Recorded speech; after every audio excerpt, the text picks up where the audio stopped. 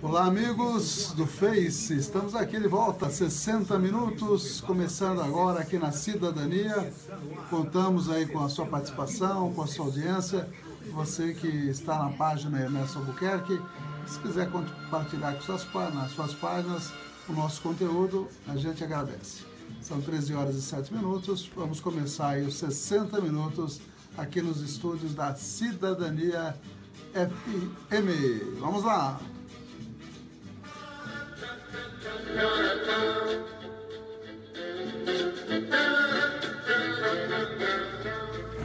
13 horas e 6 minutos, muito boa tarde aos amigos da Cidadania 104.9, também na internet www.radiocidadania.com.br, o blog da Cidadania com mais de 1.200 postagens, com muitos filmes antigos da cidade, fotos, clipes musicais, memória aqui da rádio, memória da cidade. Dá uma olhadinha que você vai gostar.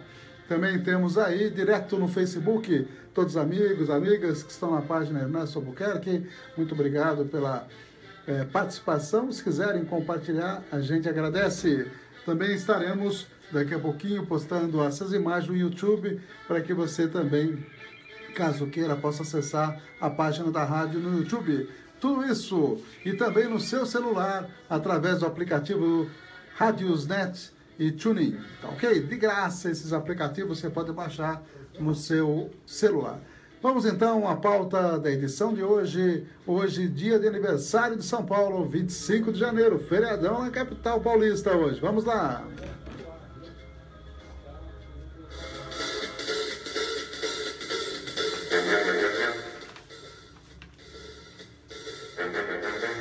Os apoiadores culturais, as importantes empresas aqui conosco, obrigado às novas empresas que têm prestigiado a Cidadania FM e as antigas também, que há muitos anos, há 14 anos, algumas delas, estão conosco. Teremos também as nossas agendas de amigos e amigas aniversariantes. Estaremos falando direto de Brasília, EBC, Empresa Brasil de Comunicação, nossa parceira. Vou mostrar uma entrevista muito interessante para você diferenciar febre amarela silvestre de febre amarela urbana. Preste atenção que tem muita gente preocupada. E uma novidade incrível, raiva, essa raiva que, não a raiva que muita gente tem, viu, nem o ódio, mas a raiva, doença, hidrofobia, agora pode estar sendo transmitida, ou ao risco pelo menos, do java-porco e do javali transmitir a raiva. Olha só, e está proliferando a população de javali e java-porco no Brasil. O ranking mundial da corrupção, o Brasil está estável, não está aumentando não, diz aí esse ranking.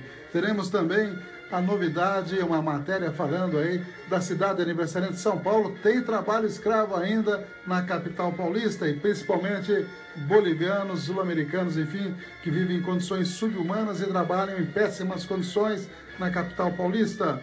Vamos falar também da rebelião de Bauru, vamos falar do História Hoje. Completaria 100 anos se vivo estivesse o grande Jânio Quadros, figura interessante da política brasileira. E entre essas e outras notícias, notícia aqui da cidade também, e o AVC que acometeu Marisa Letícia, esposa de Lula, e a reação irada de algumas pessoas da internet falando em nome de Deus e desejando a morte da ex-primeira-dama. Que absurdo! Não podemos ter essa cultura do ódio de jeito nenhum.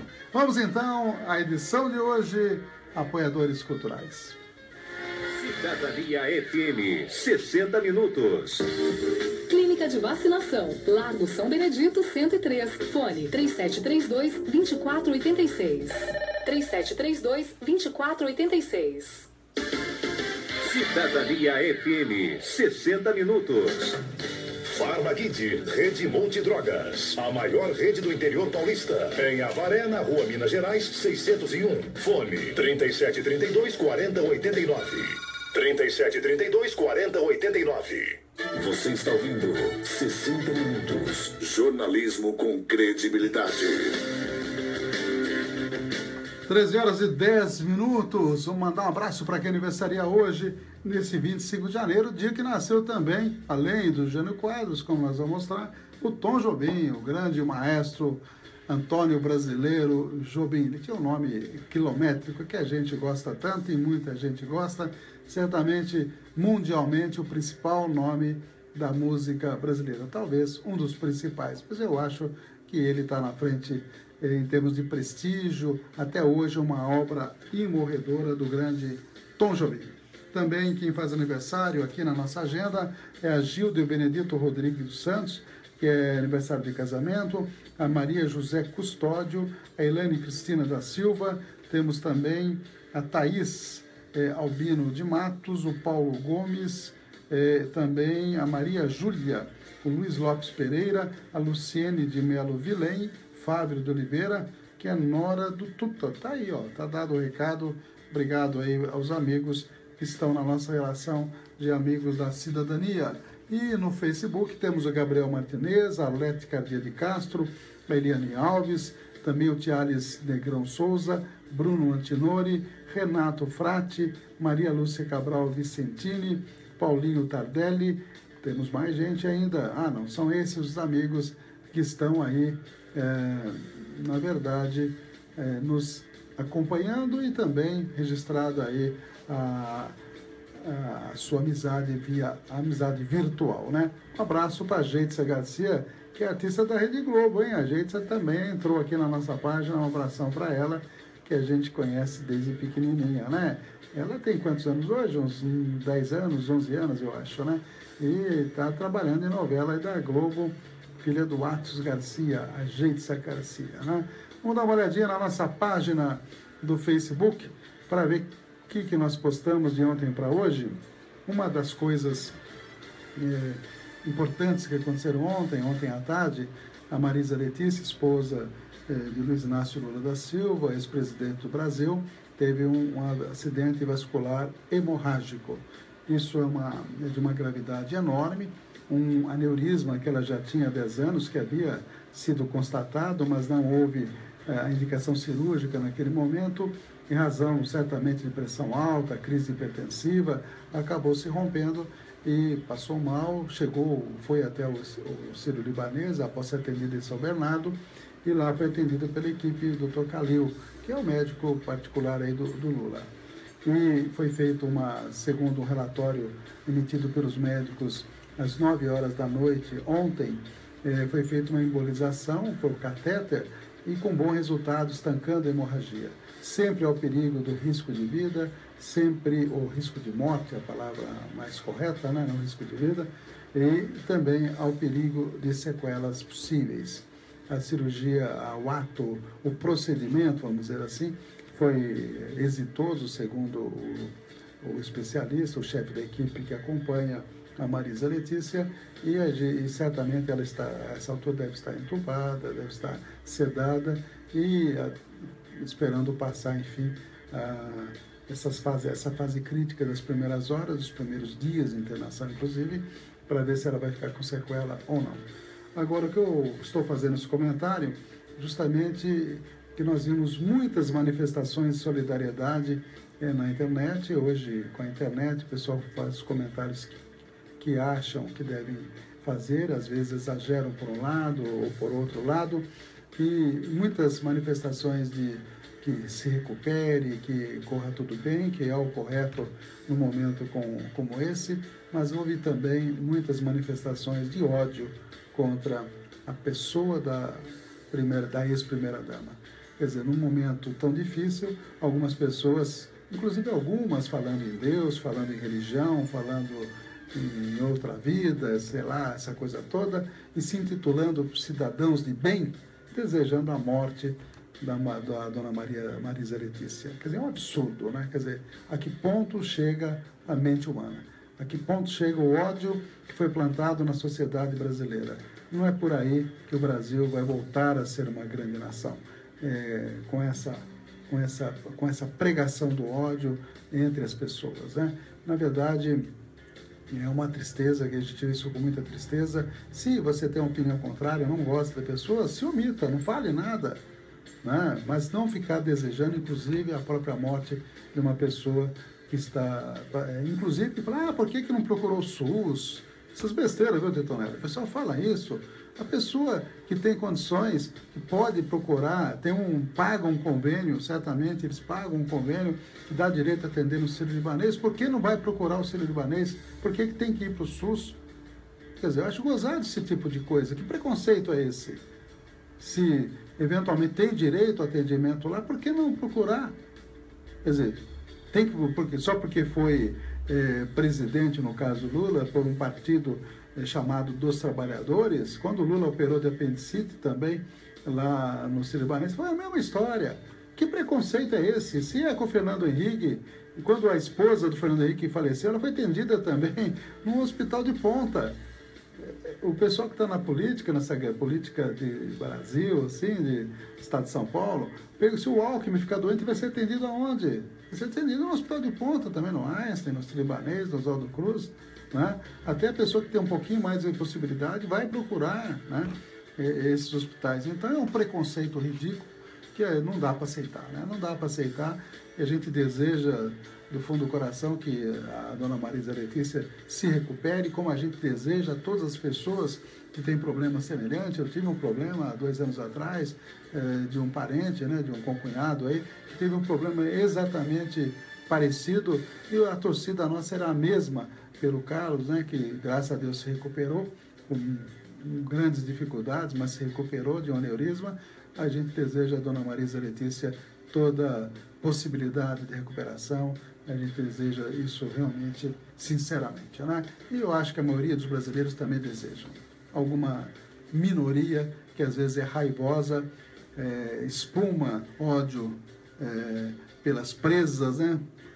E é um absurdo isso, é uma tristeza. Mas vamos em frente, a vida continua e, enfim, a gente tem que continuar a dizer as notícias importantes aqui na Cidadania. Obrigado aí a Marisa Vicra, sempre conosco, proprietária da Multiflora, nossa nova apoiadora, a Michele Matos, Michele Matos Cromov, minha sobrinha, a Márcia Teixeira Pancione, o Oswaldo, que está aqui conosco, o Marquinhos Benoli, o Mauro Gonçalves Pérez, todos os dias conosco, lá de São Paulo, cerimonialista, sempre dando algumas dicas que eu vou falar daqui a pouquinho, a Geitsa Garcia, que é artista da Rede Globo, nossa clientinha aqui, né, filha do Atos Garcia, neta da Alda, né, Almeida Despachante, estão morando no Rio, pelo que me consta atualmente, não sei se voltaram, né, ou está de férias por aqui, o Rodrigo Carvalho, a Amália Escuro, todos são os amigos e amigas que estão diariamente conosco e a gente agradece. Tem um recadinho aqui do Mauro Gonçalves,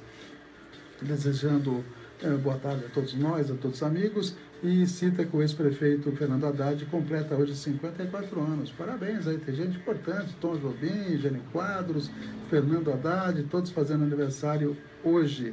Também o Mauro Gonçalves Pérez está dizendo que hoje é dia do carteiro. Um abraço aí para todos os carteiros. A Universidade de São Paulo completando hoje 83 anos. O grande comício pelas diretas já ocorreu no dia 25 de janeiro de 1984. Sabe quantos anos já? Direta já, Tonelli? 33 anos. Obrigado aí ao Mauro Gonçalves Pérez, cerimonialista. Sempre acontece, sempre dá dicas interessantes para nós, né? Eu tenho também aqui uma participação do nosso amigo Marcelo Nassif, só que saiu da minha tela. Daqui a pouquinho vou ver se eu acho aqui para fazer o comentário, citar o comentário do Marcelo Nassif. Vamos então, continuando com a nossa programação, agora sim do Brasília Nacional Informando. Nacional Informa. O Brasil interligado pela notícia. Força Tarefa começa a atuar hoje em presídio do Rio Grande do Norte. Brasil se mantém estável em ranking mundial da corrupção. Nacional Informa. Um serviço do radiojornalismo da EBC, Empresa Brasil de Comunicação. A Força Tarefa começa a atuar hoje em presídio do Rio Grande do Norte. A informação é do ministro da Justiça, Alexandre de Moraes. O grupo é o braço penitenciário da Força Nacional de Segurança e é composto por agentes penitenciários cedidos pelo governo federal e por governos estaduais para atuar em presídios onde ocorram rebeliões. Antes da formação deste grupo, a Força Nacional não podia atuar em presídios por ser composta basicamente por policiais militares. Brasil se mantém estável em ranking mundial da corrupção. As informações com Adriana Moisés, da Rádio França Internacional. E o Brasil se mantém estável no ranking de 2016 de percepção da corrupção da ONG Transparência Internacional. O país ocupa a 79ª posição entre 176 nações pesquisadas, empatado com Belarus, China e Índia. Mesmo com o ano de impeachment e de recorde de fases da Operação Lava Jato, o Brasil obteve 40 pontos, foram 2 a mais do que em 2015, mas apesar dessa ligeira melhora na pontuação, o Brasil acabou caindo 3 posições nesse ranking em comparação com o ano de 2015, devido ao aumento do número de países envolvidos no estudo. A Nova Zelândia e a Dinamarca foram considerados os países mais transparentes em 2016. E a Somália, o mais corrupto, pelo menos o que dá a percepção de ser o mais corrupto. A França aparece na 23ª posição. A Justiça decidiu pela manutenção do aumento das tarifas de ônibus e metrô no Distrito Federal. O Conselho Especial do Tribunal de Justiça do DF e Territórios acatou o pedido de liminar do governo local e manteve o aumento da tarifa de ônibus e metrô no Distrito Federal. De acordo com o governo local, as passagens voltam ao preço reajustado a partir de segunda-feira. Marisa Letícia, esposa do ex-presidente Lula, passou por cirurgia e segue em tratamento intensivo em São Paulo. Segundo o último boletim médico divulgado pelo Hospital Sírio-Libanês, o tratamento segue por tempo indeterminado. Ela deu entrada no hospital com uma hemorragia cerebral em razão da ruptura de um aneurisma. De acordo com o Sírio-Libanês, ela passou por uma cirurgia endovascular para o fechamento do aneurisma. Nacional informa. O Brasil interligado pela notícia. Uma produção EBC, Empresa Brasil de Comunicação. Distribuição Rádio Agência Nacional. Notícias com credibilidade. Jornal 60 Minutos, com Ernesto Albuquerque. 13h23 é a questão da manchete, né? Hoje a matéria da EBC diz que o Brasil manteve-se estável, né? Já a manchete do site Terra, desse mesmo assunto no Índice Internacional de Corrupção, divulgado pela Transparência Internacional, diz que o Brasil piorou. Então eu fui ler a manchete. Na verdade, o Brasil ele fechou 2016 ocupando o 79º lugar no ranking sobre a percepção da corrupção, quando há 176 nações avaliadas.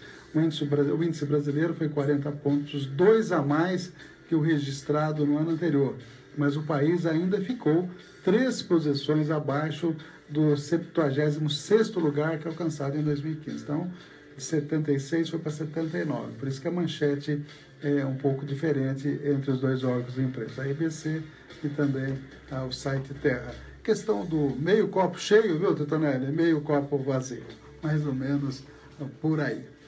Vamos dar uma olhadinha na previsão do clima aqui para a Estância Turística de Avaré. Vamos dar uma olhadinha aqui. Jornal do Tempo. Um abraço aí para o Marcelo Nassif. Eu não vou fazer o comentário sobre a matéria do Nassif, porque saiu da minha tela, viu, Nassif? Eu não estou conseguindo achar aqui na correria o seu comentário. Se puder até me enviar novamente, a gente agradece. Hoje nós teremos mínimo de 20 graus centígrados, 27 de máxima, com possibilidade de 18 milímetros de chuva no dia de hoje. Umidade relativa do ar entre 55% e 87%, velocidade média do vento 16 km horários. Essa é a previsão para hoje aqui na Estância Turística de Avaré. A maior parte da chuva foi de madrugada, durante o dia, à tarde agora 3 milímetros e à noite 2 milímetros. Tomara que dê para fazer a caminhada ao ar livre aí hoje à noite. 2 milímetros de chuva na noite de hoje, nesta quarta-feira, dia de feijoada, né? Hoje é quarta-feira.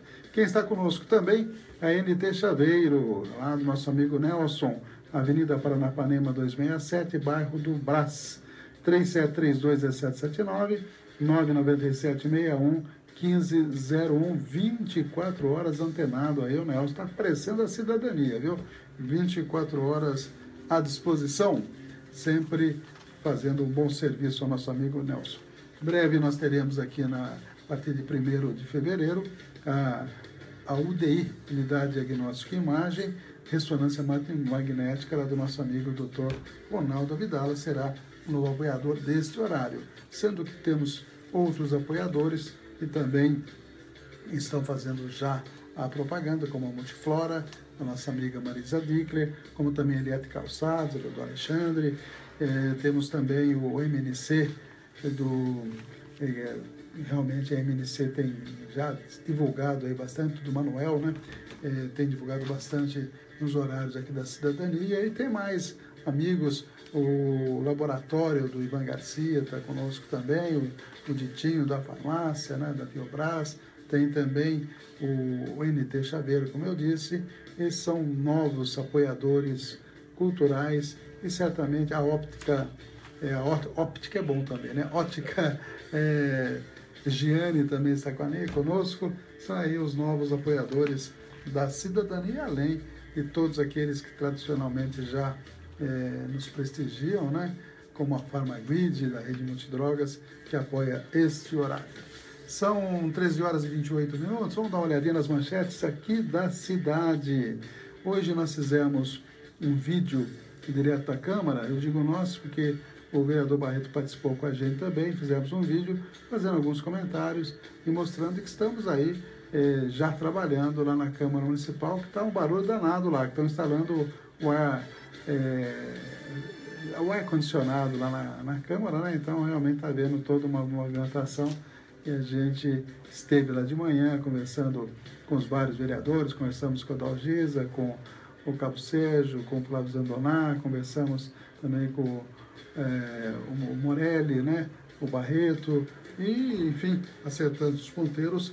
Em breve, dia 6, começam as sessões ordinárias da Câmara Municipal. Haverá uma reunião na segunda-feira, inclusive uma palestra do novo advogado, Dr. Júnior, workshop sobre o processo legislativo municipal, será às 7 horas da noite, para todos os vereadores, além da distribuição nas respectivas vagas das comissões permanentes. Definir aí quem vai ficar na Comissão de Constituição e Justiça, cada posição, definidos os nomes já estão, apenas quem vai ser presidente, quem vai ser o relator, quem vai ser o membro, né? E o suplente também das diferentes comissões. Será às 7 horas da noite, dia 30. Temos também o aniversário de 1 ano, na terça-feira, lá no restaurante Avenida, do Vale TV. Fomos convidados, se possível a gente estará lá prestigiando. E aí do Vale também convidou a todos aí para a solenidade de colação de grau dos formandos nos cursos de Administração, Agronomia, Ciências Biológicas, Comunicação Social, Direito, Enfermagem, Tecnologia, Análise e Desenvolvimento de Sistemas, que será realizada no dia 27 de janeiro, portanto, sexta-feira agora, 7h30 da noite, na Associação Atlética Vareense, aqui pertinho da Rádio Cidadania FM. Mais notícias aqui da cidade, o alvaré urgente do nosso amigo e colaborador Marcelinho, polêmico Marcelinho. Tá polemizando muito no esporte? Aí, ô Tonelli, como é que tá, Marcelinho? Tá tomando o remedinho certinho? Tá mais calminho?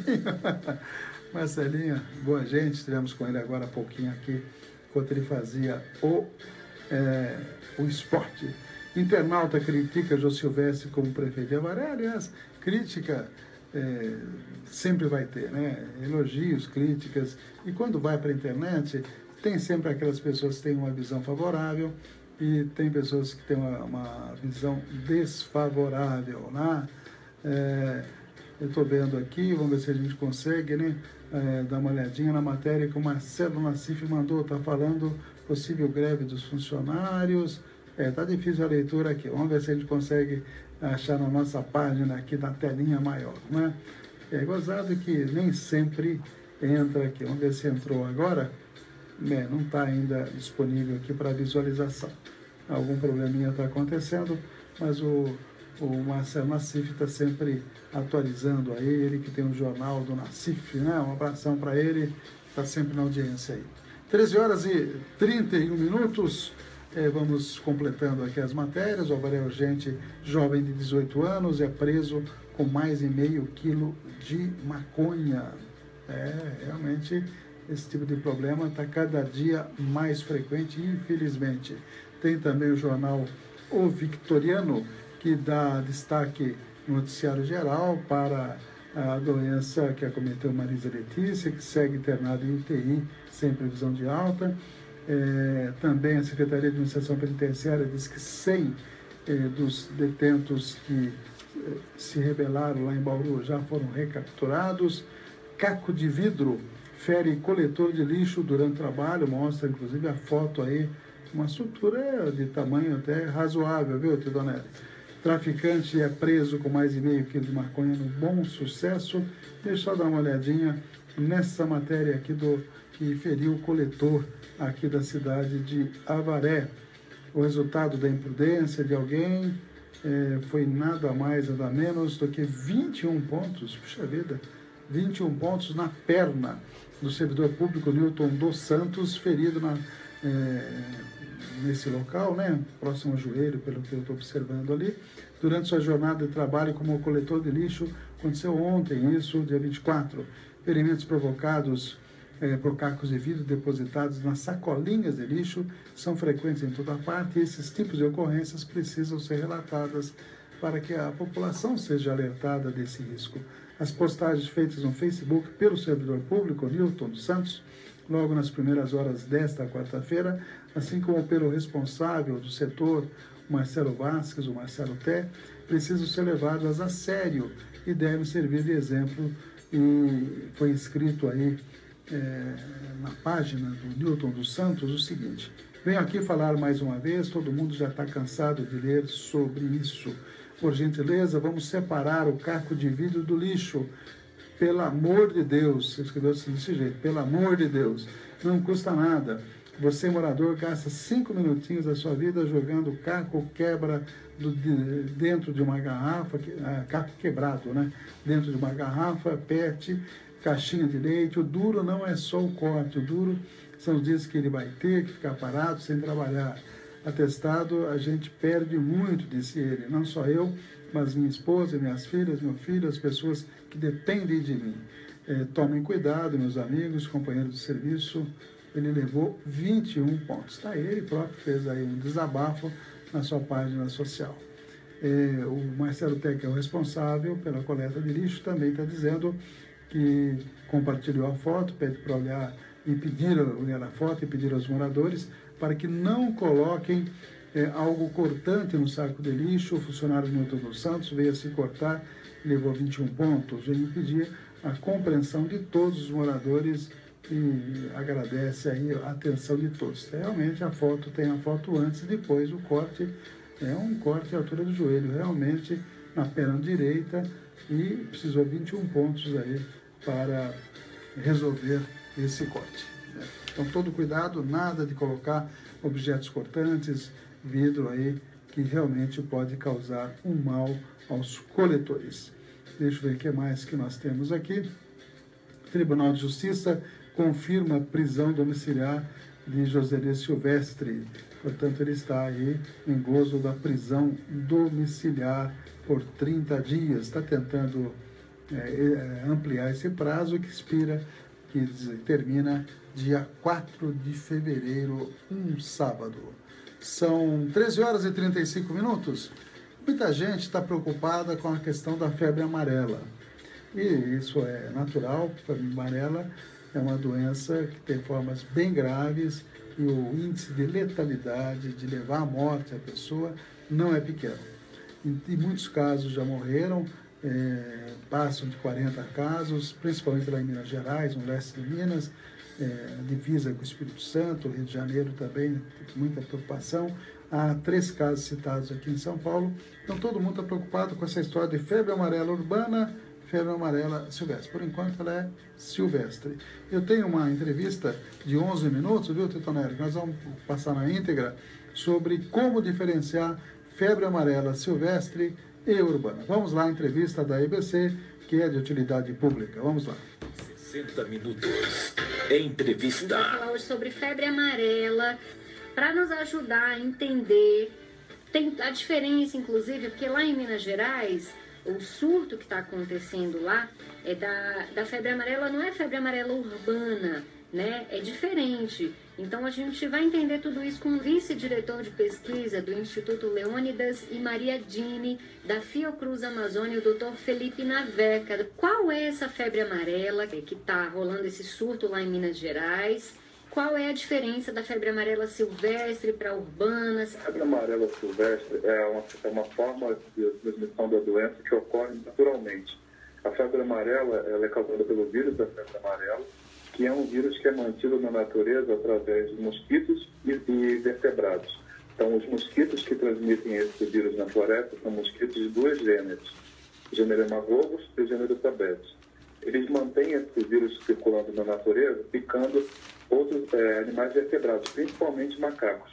Então, é um vírus que fica sendo transmitido do mosquito para o macaco no ambiente silvestre. Por isso que a gente chama de febre amarela silvestre. Tá, e qual que é a diferença da febre amarela silvestre para a febre amarela urbana, que a gente sabe que é um pouco mais difícil de acontecer, né? A febre amarela urbana, o último registro que nós temos é em 1942. A doença é a mesma, só que a transmissão não é por esses mosquitos. A transmissão da febre amarela urbana, ela acontece pelo Aedes aegypti, o mesmo que transmite dengue, zika e chikungunya. E como ele é um mosquito adaptado ao ambiente urbano, está dentro da casa das pessoas, a gente chama isso de ciclo urbano, e é um ciclo que torna mais perigoso por conta disso, que pode atingir um número grande de pessoas. Entendi, mas a urbana, ela não acontece tanto por conta do vetor, quer dizer, o mosquito não é tão bom para transmitir a febre amarela, o Aedes aegypti, é isso? Então, o Aedes aegypti ele é um vetor importante, mas o que acontece é que a febre amarela é controlada porque nós temos há várias décadas uma vacina extremamente eficiente, que é a vacina contra a febre amarela, cujo Brasil é o maior produtor mundial. Então, essa vacina ela é administrada para pessoas que vivem em áreas que a gente chama de endêmicas, ou seja, áreas onde tem o ciclo silvestre próximo, então as pessoas estão em risco de ter contato com a doença. Como a grande parcela da população é vacinada, elas estão protegidas, então a gente não tem esse ciclo urbano. O que tem acontecido é que esses ciclos silvestres, eles cada vez vão se aproximando de outras regiões onde você tem uma população que não está vacinada e essa população se expõe, ela pode ficar transmitida. Então a gente amplia a área de cobertura da vacina para essas novas regiões. Entendi, doutor Felipe. Você sabe que nesse caso de Minas Gerais, tem até alguns especialistas relacionando o caso como sendo o efeito, né, daquele ocorrido em Mariana, né, por conta da mudança ali no meio ambiente e tudo mais, mas muitos infectologistas também acreditam que esse surto se dê por lá justamente porque lá tem menos gente vacinada do que a gente acreditava, digamos assim, né? Então vai bem de encontro com o que você está falando pra gente, né? Quer dizer que a vacina, então, é a forma de prevenção, né? Exato. Felizmente, para a febre amarela, que é uma doença muito grave, nós temos uma vacina muito eficiente. Então, diferente de outras doenças, né, a gente tem como controlar, além do controle do vetor, no caso do Aedes, que vai ajudar a controlar a dengue, chikungunya e zika, a gente tem a vacina que protege contra a febre amarela. Então, doutor Felipe, falando mais sobre a vacina, já que é tão importante, né, a gente falar disso, principalmente porque nossos ouvintes, eles estão, na sua maioria, na zona rural e no interior da Amazônia mesmo, né? A gente sabe que a região norte, inclusive, é uma das regiões que tem essa recomendação aí para que todos os moradores estejam vacinados, né? Quem nunca vacinou, como que é, doutor Felipe? A recomendação para crianças, para adultos, como que funciona? Tá, a recomendação, ela é que as crianças sejam vacinadas ao completar 9 meses e antes de completar 5 anos. Normalmente, a dose de reforço é dada com 4 anos. Então, esse é o esquema para uma criança, 9 meses e 4 anos. Uma pessoa que já recebeu as 2 doses da vacina, ela já recebeu na infância ou na fase adulta, ela é considerada imunizada e ela não precisa mais se vacinar. Tá? Então, o adulto que ele só tomou uma dose na infância, ele vai tomar um reforço na fase adulta. Se ele não tomou nenhuma dose, ele vai tomar a primeira dose agora na fase adulta e depois de 10 anos vai tomar uma segunda dose. Antigamente nós dizíamos que tinha que se reforçar a cada 10 anos, isso não é mais assim. Os estudos mostraram que a vacina protege por mais tempo, então uma dose e depois de 10 anos um reforço, ele não precisa mais vacinar. Então é fundamental que as pessoas que estão nos ouvindo, né, doutor Felipe, que elas busquem mesmo a vacina. Segundo o Ministério da Saúde, todos os estados estão abastecidos com a vacina, né? Então tem que buscar mesmo postinho, se informar, porque os nossos ouvintes, esses sim, correm risco porque estão realmente nas zonas aí, digamos assim, posso chamar de zonas endêmicas? Isso, zonas endêmicas para febre amarela. Entendi. A vacina, ela só não é recomendada em alguns grupos de pessoas. Por exemplo, com menos de 9 meses, né? Só se for um caso de emergência e o médico achar que é importante vacinar antes de 9 meses, mas de uma maneira geral não recomenda. Pessoas com mais de 60 anos que nunca tomaram a vacina também só devem tomar depois da avaliação do médico. Tá? Então, para esses grupos a gente não recomenda. Para gestante também não é recomendado. E para aquela mãe que está amamentando e tem um bebê até 6 meses de idade. Então, nesse caso só é administrada a vacina se o risco-benefício for, depois que o risco-benefício é avaliado. Então, e aí, a mãe, por exemplo, que recebe uma vacina e está amamentando, ela vai ter que suspender no mínimo 15 dias o aleitamento materno. Então, são essas as recomendações que a gente faz para esses casos especiais. Doutor Felipe, eu tinha lido em algum lugar que também pessoas com HIV ou pessoas em tratamento contra o câncer, que também não era recomendado tomar vacina. Procede essa informação? Sim, procede. Na verdade, pessoas que têm uma imunodepressão grave, que pode ser provocada pelo HIV, por tratamento de câncer, ou que retiraram, por exemplo, o timo, essas pessoas não devem tomar a vacina sem avaliação de um médico.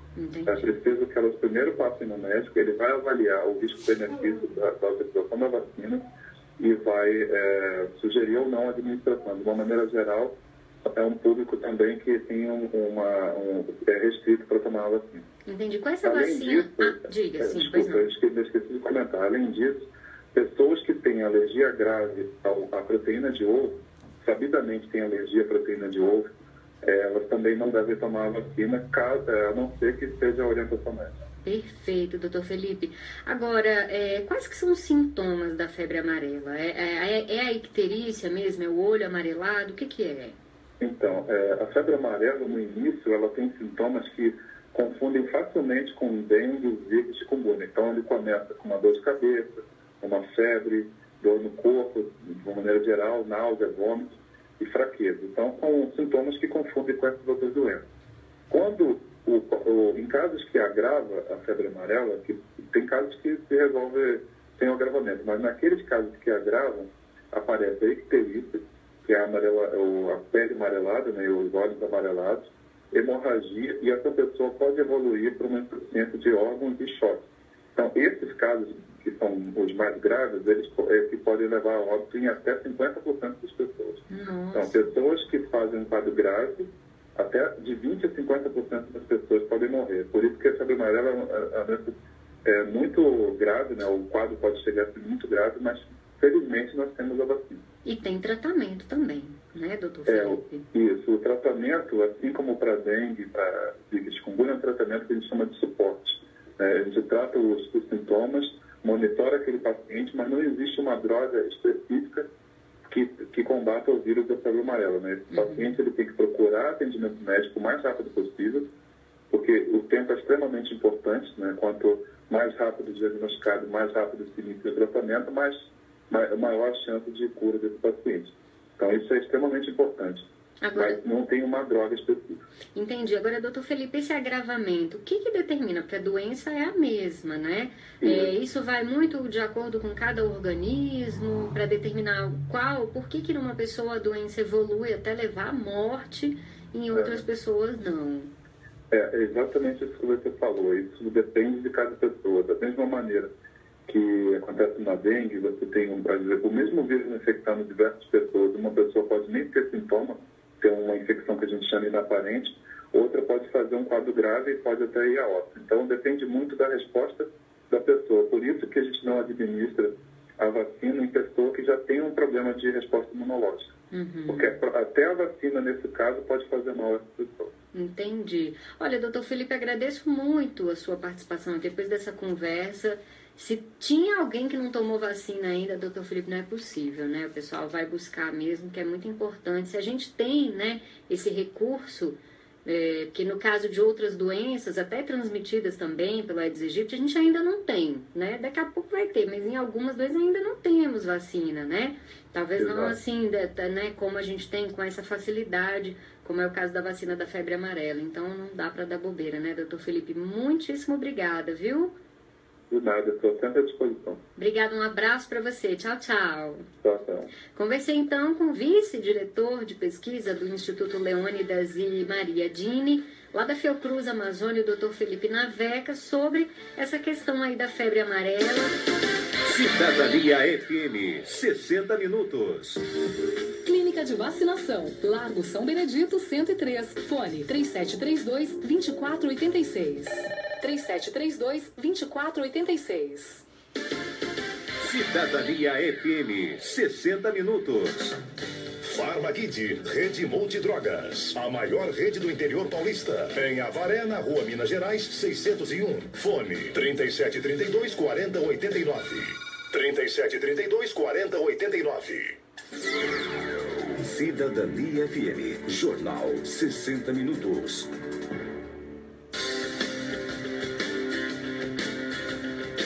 13h47, NT Chaveiro com a gente, abertura residencial, abertura automotiva, chave codificada para automóvel, Avenida Paranapanema 267, no bairro do Brás.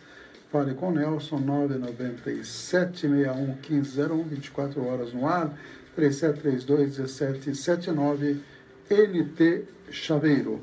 Completando a informação aí sobre febre amarela, o Brasil vive o maior surto de febre amarela em 14 anos.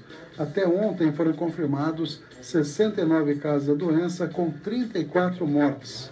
Desse total, 21 são de pacientes que apresentaram os primeiros sintomas em meados de dezembro. A tendência, no entanto, é que os casos deste ano superem também o surto que aconteceu em 2003, quando foram confirmados 64 pacientes com febre amarela. Isso porque há ainda outros 358 casos, 358, são muitos casos que estão em investigação, e nesses 358 casos, 53 óbitos. Então, certamente, o número confirmado de febre amarela vai ultrapassar 2003, que foram 64 casos. Tem um caso em Paulínia, aqui no interior de São Paulo, uma mulher de 47 anos, que morreu após apresentar sintomas sugestivos de febre amarela. A notificação do caso suspeito de óbito foi confirmada ontem pela Vigilância Epidemiológica lá de Paulínia. A paciente Joverci do Prado Santos Guardia esteve na cidade de Alfinópolis, Minas Gerais, entre os dias 4 e 10 de janeiro, e por isso o caso está sendo tratado como importado, mas faleceu, e aí certamente vão procurar esclarecer o caso. Essa preocupação grande. Como foi falado na entrevista, a vacina é altamente eficiente. Criança tem que tomar com 9 meses e uma segunda dose com 4 anos. Adulto que tomou uma dose tem, depois de 10 anos, tomar uma segunda dose. Não há mais aquela necessidade de tomar a cada 10 anos, como se falava até recentemente. E o Romário fez uma cirurgia bariátrica fora do padrão. Ele pesava, deixa eu confirmar aqui, 80 e poucos quilos, não, 80 quilos, tinha um índice de massa corporal de 28, que não tem indicação. Quem faz cirurgia tem que ter bem mais de 30 de índice de massa corporal, né? Entre 30 e 35, e quando é portador de diabetes. Ele é portador de diabetes, mas não tinha a indicação. Então, há toda uma polêmica a respeito de excessos de indicação aí de cirurgia bariátrica. Eu tenho mais uma matéria de saúde, ô Titonelli, coloca a próxima matéria, que é bem interessante, que fala sobre casos de raiva em javalis e javaporco com risco para os seres humanos. Vamos lá. Entre morcegos vampiros e javalis no Brasil tem preocupado pesquisadores e agropecuaristas quanto ao risco de transmissão de raiva. Pesquisadores da Universidade Estadual Paulista e da Universidade de Campinas conseguiram evidenciar um aumento alarmante na distribuição e no número de javalis e javaporcos, animais resultantes do cruzamento entre javalis e suínos no Brasil. Os estudiosos também demonstraram que os morcegos vampiros passaram a se alimentar do sangue desses animais. Nos últimos 12 anos, o grupo de pesquisadores tem utilizado armadilhas fotográficas que disparam automaticamente quando o sensor detecta a passagem de algum animal. Com esse método, calcularam que a porcentagem de encontros entre os morcegos vampiros e os javalis é alta, em torno de 10%, para as noites em que foram feitos os registros. O professor do Instituto de Biociências da Unesp, em Rio Claro, Mauro Galetti, explica o risco para os seres humanos e outros animais. Não é todo morcego que tem raiva, mas alguns têm raiva. E ele pode sim passar a raiva para o javaporco. Esse javaporco pode atacar algum cachorro doméstico ou mesmo seres humanos e transmitir a raiva. O Brasil enfrenta uma grande invasão de javalis e javaporcos na zona rural, com aumento de 500% desde 2007, segundo dados da FAPESP, a Fundação de Amparo à Pesquisa do Estado de São Paulo. Em 1988, javalis no Uruguai começaram a cruzar a fronteira com o Rio Grande do Sul. Hoje, a espécie já pode ser encontrada em estados da Amazônia Legal, como Roraima e Mato Grosso.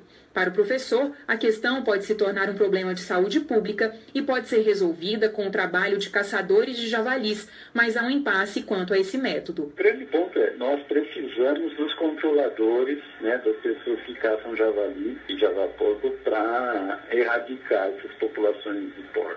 Agora, uma pessoa que está no campo, está no mato, com um rifle e caça os animais nativos, até que ponto nós vamos controlar ou saber que ele também não está matando animais silvestres? Então, esse é um grande dilema hoje da conservação, do IBAMA, dos órgãos ambientais e da universidade. O javali e o javaporco são considerados espécies exóticas invasoras. Em 2013, o IBAMA normatizou o controle populacional por meio da Instrução Normativa IBAMA 03/2013.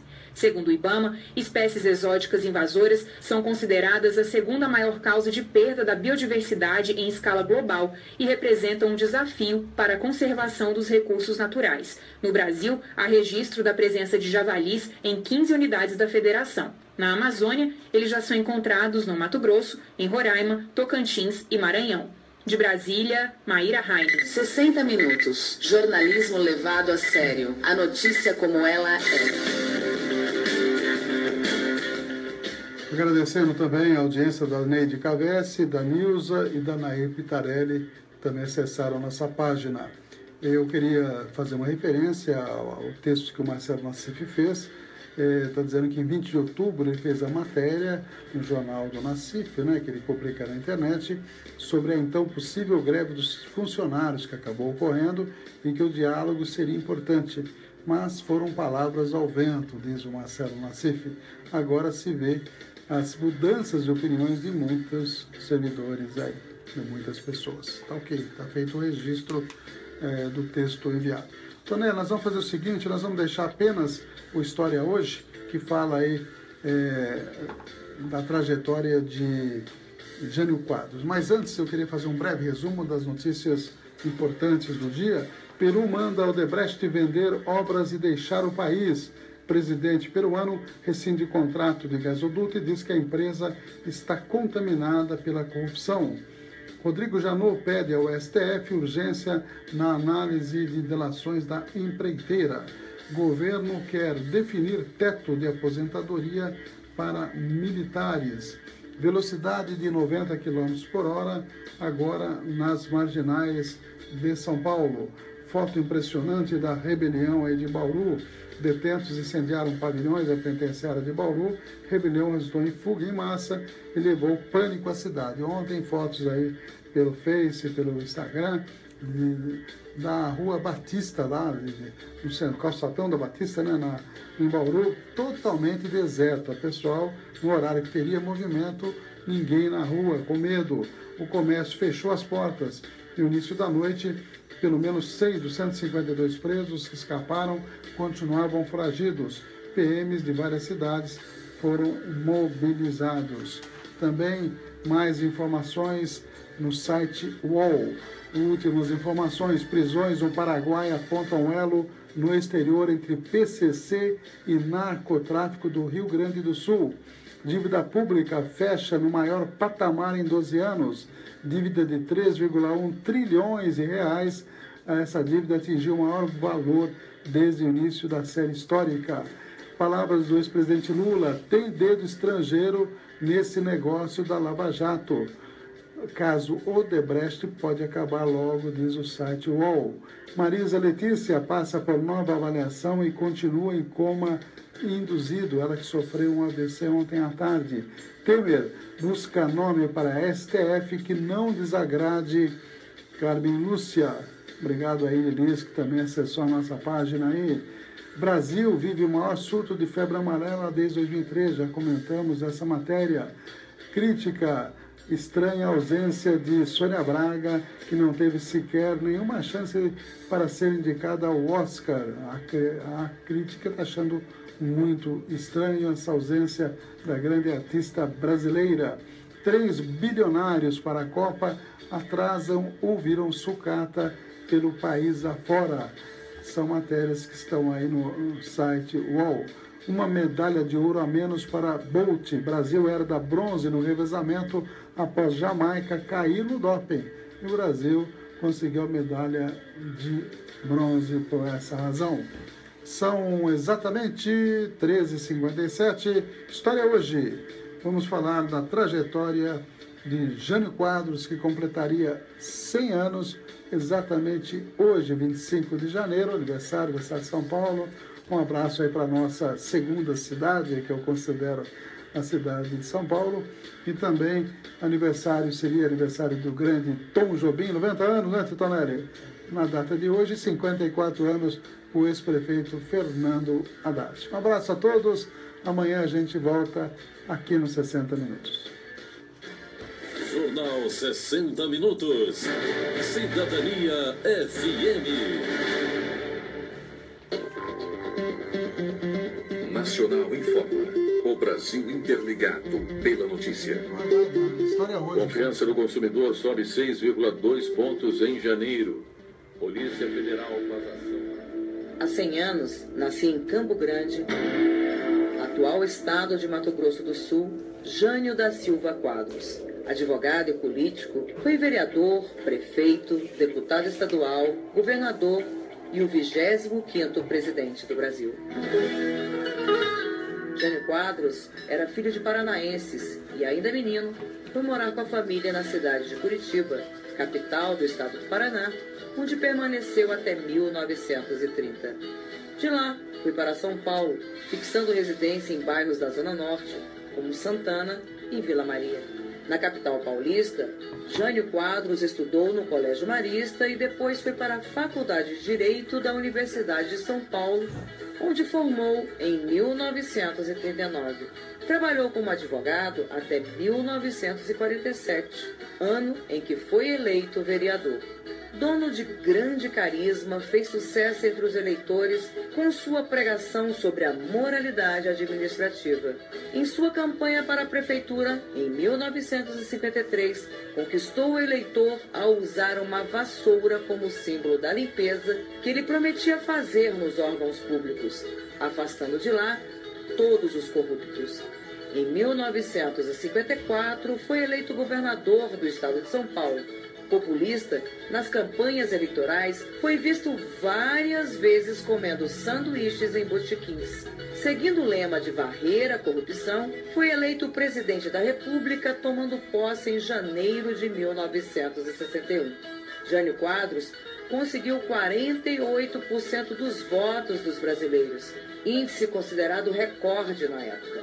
Entretanto, renunciou ao cargo 7 meses depois. Em seu governo, colocou em prática uma política interna conservadora de combate à inflação, enquanto que as ações externas foram progressistas, como, por exemplo, a aproximação com países socialistas. Em 1964, Jânio foi cassado pelo regime militar, só retornando à vida pública no fim dos anos 70. Em 1985, foi eleito prefeito de São Paulo. Jânio Quadros morreu em 16 de fevereiro de 1992, na capital paulista. História Hoje, produção Renato Lima, apresentação Patrícia Leite, sonoplastia Messias Melo. Terminou 60 minutos, pessoal do Face, muito obrigado pelo prestígio, pelo compartilhamento. A gente agradece e amanhã, será uma quinta-feira, estaremos de volta aqui nos estúdios da Cidadania. Um abraço a todos e a todas, até lá.